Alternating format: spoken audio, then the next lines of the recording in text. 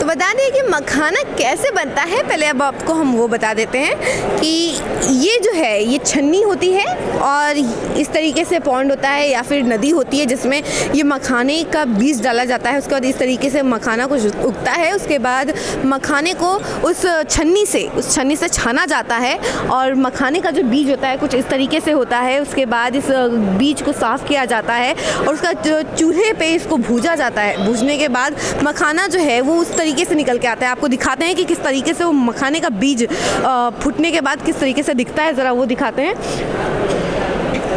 तो आप देख सकते हैं कि ये मखाने का जो बीज है वो फूटने के बाद कुछ इस तरीके से दिखता है। देख सकते हैं ये काफ़ी स्पेशल दिखता है और खूबसूरत भी दिखता है, क्योंकि विश्वास नहीं होता कि किसी को कि इतने पॉन्ड में जहाँ पे इतनी गंदगी भी रहती है उसमें इतना अच्छा चीज़, इतना प्रोटीनेबल थिंग जो है उग सकता है। आप देख सकते हैं इतना मखाना जो है इस तरीके से उगता है और ये बहुत महंगा होता है और इंडिया के साथ साथ दूसरी कंट्रीज़ में भी ये एक्सपोर्ट होता है, बिकता है। अभी हमारे साथ ऋषिकेश जी मौजूद हैं और ये बताएंगे कि मखाना किस तरीके से तैयार होता है, क्योंकि अभी तो हमने आपको बता दिया है कि छोटे मोटे तरीके से किस तरीके से बनता है, लेकिन पूरी डीप नॉलेज जो है ये अभी आप बताएंगे कि हाँ किस तरीके से मखाना तैयार होता है। सर, कैसे मखाना तैयार होता है? जी बहुत बहुत धन्यवाद। आज मखाना महोत्सव के अवसर पर कॉफेड के द्वारा ये लाइव डेमोन्स्ट्रेशन किया गया है, क्योंकि नई नई तकनीकें ईजाद हो रही है समय समय पे, और अब मखाना के साथ मछली का खेती और मखाना के साथ सिंघाड़ा का खेती प्रारंभ किया जा चुका है। चूँकि किसानों की आमदनी दोगुनी हो इसके लिए सरकार तत्पर है और कॉफेड भी तत्पर है, और इसी को ध्यान में रखते हुए सपोज कीजिए 1 एकड़ में पहले 1 लाख रुपए की आमदनी होती, तो अब उसी 1 एकड़ में अब 3 लाख रुपए की आमदनी प्रारंभ हो रही है। तो अभी हम लाइव डेमोन्स्ट्रेशन यहाँ किए हुए हैं, उसके माध्यम से हम आपको बताएंगे।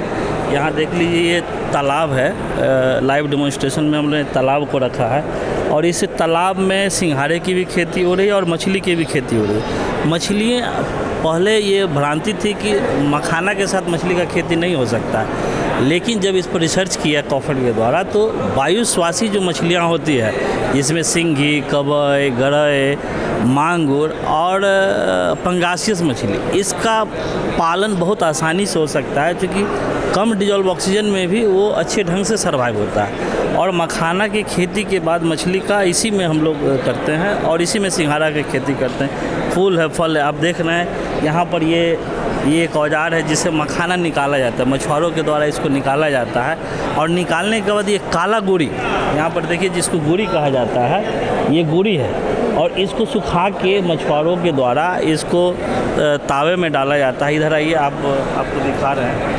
कि यहाँ पे चलनी आप देख रहे हैं, 3-4 तरह के चलनी, इसको ग्रेडिंग किया जाता है। जो निकाला हुआ तालाब से मखाना होता है उसको ग्रेडिंग किया जाता है। ये लार्ज साइज़, मीडियम साइज़ और स्मॉल साइज़ का होता है और इसको ग्रेड करके ये देखिए ये मखाना है जो कच्चा मखाना तालाब से निकला।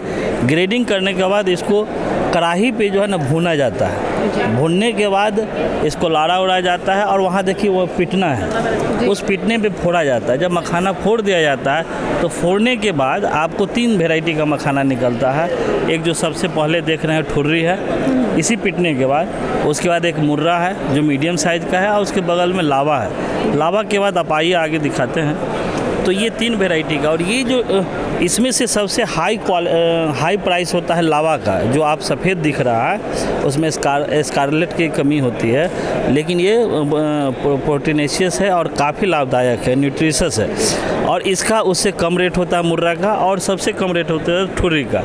अब इस मखाना का विभिन्न तरह का व्यंजन बनाया जाता है, जैसे मखाना का खीर हो गया, मखाना का पाउडर हो गया, मखाना का आटा हो गया, विभिन्न तरह के व्यंजन आज ही प्रदर्शनी में लगाया गया। मतलब दर्जनों व्यंजन बनाया जा रहा है। और जब से मखाना को जीआई टैग का दर्जा मिला है और दरभंगा के मखाना अनुसंधान केंद्र को राष्ट्रीय दर्जा मिला, तब से मखाना का एक धूम मच गया है। उद्यमी आ रहे हैं, नए नए मखाना पालक आ रहा है। और बिहार अकेला एक ऐसा राज्य है जहाँ 5 लाख हेक्टेयर वेटलैंड है, जहाँ की किसी भी प्रकार की खेती नहीं हो रहा है। और बेरोजगारी की तरफ जानते हैं, कोरोना काल में 40 लाख से अधिक लोग बाहर से आए थे रोजगार के लिए। और यह एक ऐसा सेक्टर है जहाँ की अगर मखाना के साथ मछली पालन और सिंघाड़ा की खेती किया जाए तो अकेला इस सेक्टर से 20 लाख लोगों को रोजगार दिया जा सकता है। क्योंकि इससे अब एक्सपोर्ट हो रहा है, मतलब जो विदेशों में जो बहुत सारे देश हैं वे सभी डिमांड कर रहे हैं इसका गुण जान के। मार्केटिंग जब से प्रारंभ हुआ और अभी राज्य सरकार के द्वारा भी कृषि विभाग के द्वारा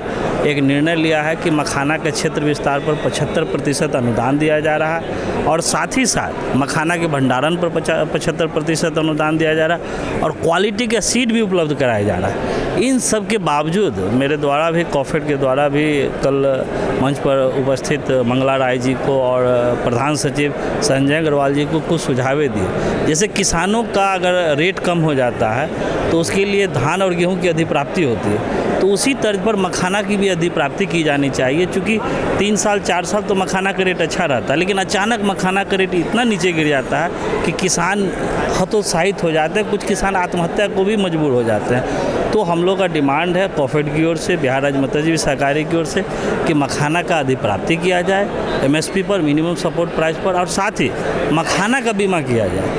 क्योंकि जब बाढ़ की क्षति होती है तो किसानों को मुआवजा मिलता है, लेकिन वहीं पर मखाना पालक किसान का अगर मखाना बह जाए तो उसको मुआवजा नहीं मिलता है। तो मेरा सुझाव यह भी था कि मखाना पालकों का बीमा किया जाए और मखाना का बीमा किया जाए। और इस सब के अलावा अभी 5% GST मार्केटिंग में लगाया जा रहा है, तो हम लोगों ने कहा कि भाई इसको अविलंब बंद कीजिए। क्योंकि हम लोगों ने 3 साल पहले इसका आंदोलन किया था तो GST वेव हो गया, 0% स्लैब टैक्स पर आ गया और अभी फिर से 5% मार्केटिंग में लगा दिया। तो इसको निश्चित रूप से बंद किया जाना चाहिए, क्योंकि GST के कारण मछुआरे, आम मछुआरे और किसान परेशान हैं। और इसको परसेंटेज, जैसे किसानों को क्रेडिट कार्ड मिलता है उसको 5% इंटरेस्ट रेट पर, लेकिन मखाना पालकों को उस रेट पर नहीं मिल रहा है किसान क्रेडिट कार्ड। तो इसमें क्या है, बिचौलिए बहुत ज़्यादा हावी है।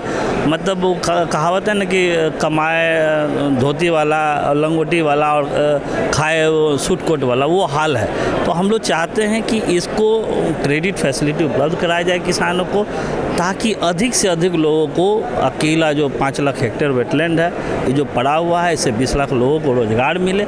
और निश्चित रूप से जहाँ अगर स्वरोजगार मिलेगा तो लोग आत्मनिर्भर बनेंगे और बिहार का नाम रोशन होगा। मिथिला GI टैग मिला, ये बहुत बड़ी गर्व की बात है। WTO भी रिकॉग्नाइज करता है GI टैग को। तो व्यापार में बढ़ोतरी है, लोगों को आत्मसम्मान मिलेगा। और ये सिंघाड़ा भी आप देख रहे होइएगा, ये उत्पाद है सिंघाड़ा, इसका भी काफ़ी मेडिसिनल वैल्यू है और इसी मखाना के तालाब से उपजता है। तो हम ये कह सकते हैं समग्र रूप से कि आम के आम और गुठली का दाम अगर कहा जाए ये मखाना, मछली, सिंघाड़ा की खेती में, तो कोई अतिशयोक्ति नहीं होगी। और निश्चित रूप से आने वाले समय में हम राज्य सरकार के मुख्यमंत्री माननीय नीतीश कुमार जी को धन्यवाद देते हैं कि आज मखाना महोत्सव का आयोजन करके मखाना पालकों के बीच में एक संदेश देने का काम किया और अनुदान की व्यवस्था की उसका भी। लेकिन इस सब के बावजूद जो कुछ समस्याएं उस पर अगर ध्यान दिया जाए तो निश्चित रूप से बिहार का नाम रोशन होगा, मिथिला मखाना का नाम पूरे विश्व के पटल पर जाएगा और बेरोजगारों को रोजगार का सृजन होगा। तो आपने सुना कि किस तरीके से ये मखाना जो है तैयार होता है, किस तरीके से तालाब से बाहर आता है, उसके बाद इसको पीटा जाता है, फिर मखाना बनाया जाता है और सिंघाड़ा भी इसी में उगाया जाता है। ऐसे ही तमाम खबरों के लिए देखते रहिए बिहार संवाददाता। धन्यवाद।